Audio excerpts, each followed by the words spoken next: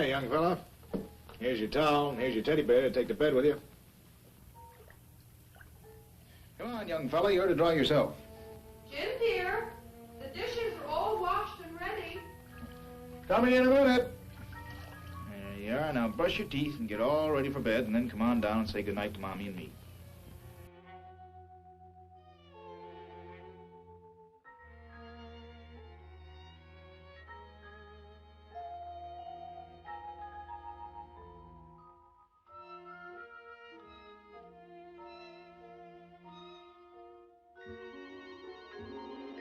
As a maker of sponsored films, Francis Thompson was an efficient and technically disciplined filmmaker. But the film for which he's best remembered, New York, New York, was a work of passion and deliberation that he would spend 8 years completing. Beyond all of its dazzling imagery, formed by prisms, special lenses, and distorting mirrored surfaces, New York, New York was a declaration of urban vision truer to the soul than to the eyes.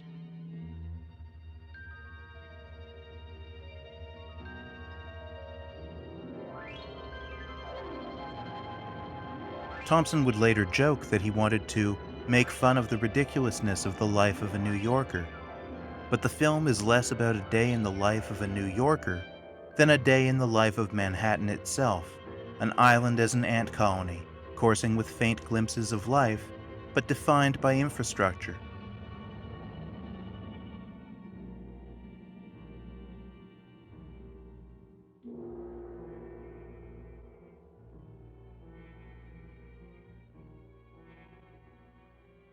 Thompson's distorting imagery allows Manhattan to tear away from the earth, its skyscrapers and high-rises and bridges suspended like clouds in the sky.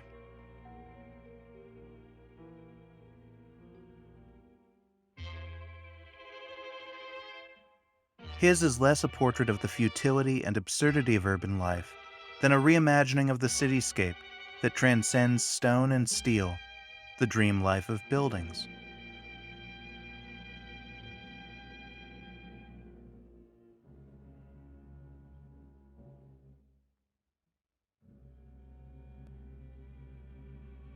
Thompson's photography lends serial and symmetrical form to the sights he encounters in the city.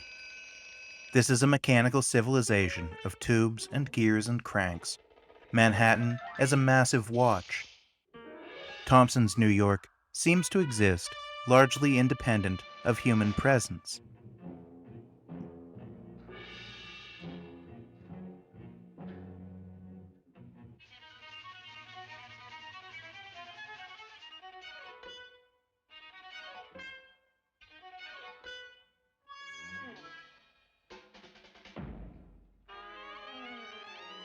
It offers the city as a dynamic machine where light courses across steel to form distinctive patterns,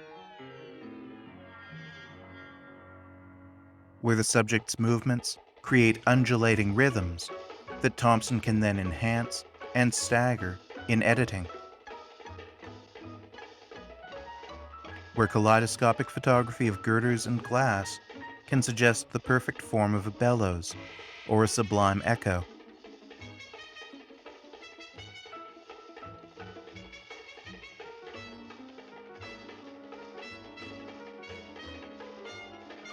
New York experiences a waking of the world. A figure stirs in bed.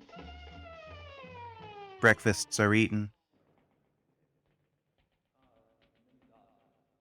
Commutes begin.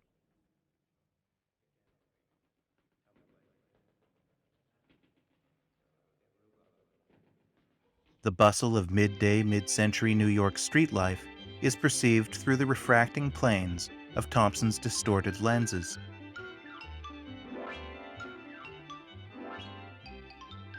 The film becomes an exercise in counterpoint.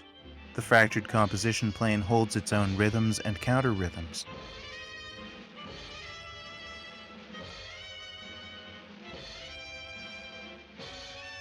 The collective force of civilization remains on the periphery, as when strange characters are typed in a melodious rhythm to suggest the workday. or when the camera lingers on scenes of construction, the eternal perpetuation of the city.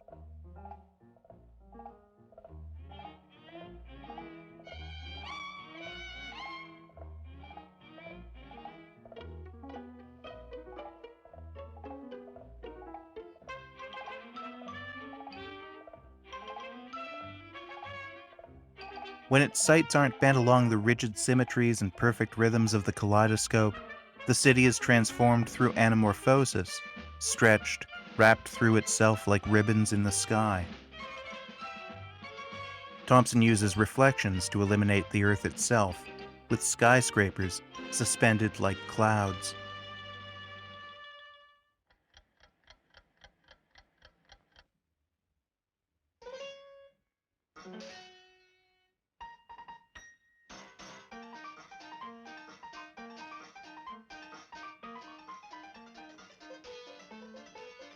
Human movement and camera movement become akin to the coursing rhythms of molecules and bacteria found in the petri dishes of scientific films.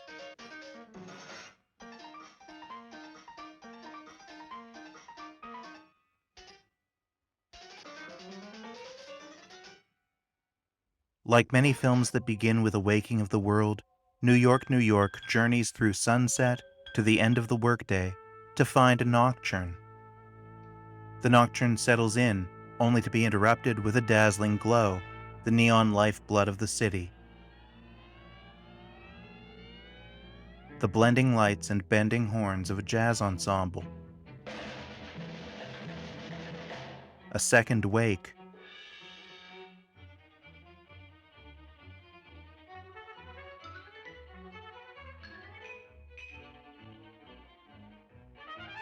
That the city remains visible even when bent into unfamiliar shapes is a testament to Thompson's representational bias, that even through this distortion, the subject is resilient, recognizable as piano keys, the marquees and lights of Broadway, a lone dancer who's multiplied to form a chorus line.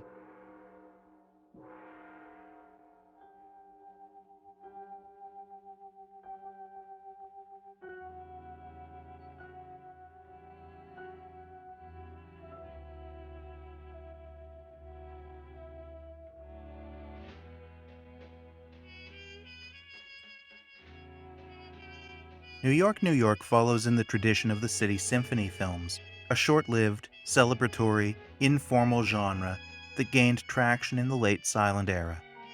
The City Symphonies were associated with symphonic music, both in the degree to which they expressed recurring themes, distinctive movements, an interplay of formal elements bearing the structures of a symphony, and in the formal grandeur of the symphony that it assumes in its consonant parts and its harmonious shape.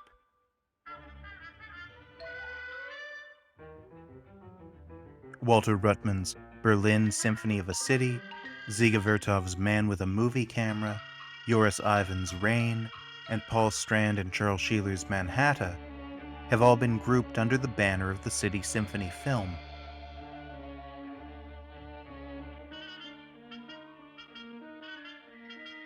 The city was an ideal subject for artists working parallel to the formal reimagining of urbanism in the modern movements of early 20th century painting. For Cubists and Futurists, the modern city was a new vision, the truth of which might be discovered through violent defamiliarization.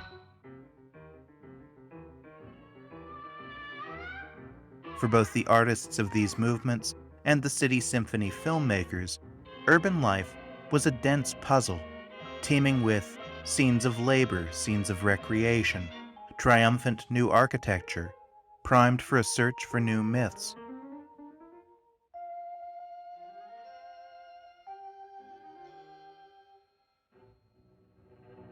Thompson's film, coming decades later, inherits and renews these themes. Thompson had an overt debt to the distorting visions of the Cubists and Futurists, and to the prismatic cinematography of the Dadaist film Ballet Mécanique, a film built around a splintering of vision that challenges conventional perspective, that defamiliarizes, a form that mirrors the repetitions, strange spaces, declarations and promises of violence that inhabit the film.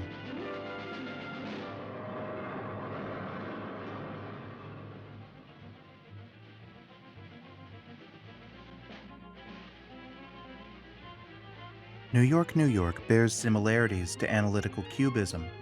George Braque's Factories at Rio Tinto at Les Stack, and Robert Delaunay's Eiffel Tower paintings exemplify the multiplanar compositions of Analytical Cubism. It is as if the image was assembled from a collision of perspectives and angles. Francis Thompson's lenses bear multiple simultaneous perspectives. His images engage forms that echo, but even that description sells short the variety of image-making tricks that Thompson employs, many of which create trailing visual echoes and reflections, but some of which bend forms and, by the shape of the reflective surface, twist the subjects in unpredictable, diverse ways.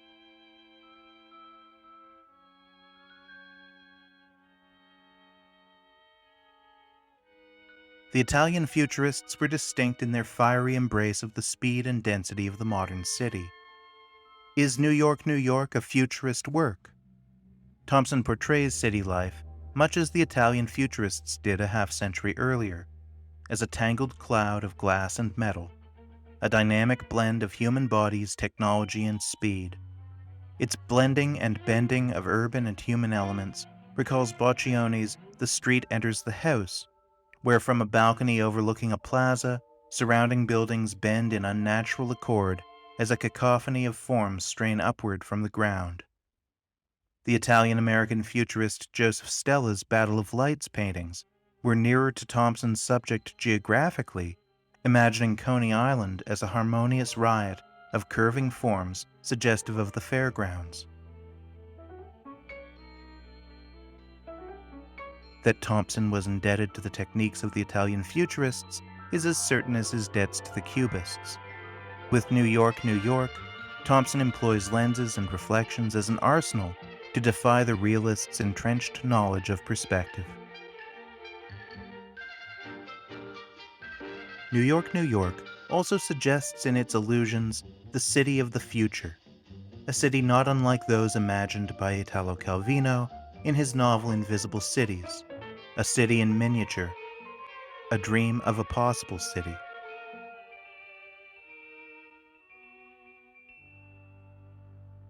In Calvino's novel, Marco Polo offers Kubla Khan this explanation for one of his strange reports.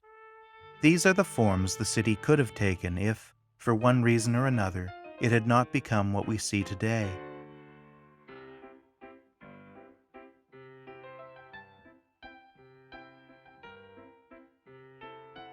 Within New York, New York, there are images that have been taken to suggest, contrary to the Futurists, that mechanization is a harbinger of futility, that a modern vision of progress is anything but progress. The same could be taken from Thompson's remark about the ridiculousness of the life of a New Yorker. But then, the form expands on his remarks. That ridiculousness is not absurdity, but an ecstatic crowding. Automation comes twinned to wonder, and apprehension turns to admiration for the great machine of Manhattan.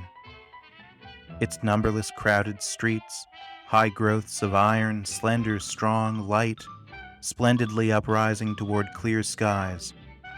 In Thompson's lens, that heavenward stretch is to the glory of modern vision.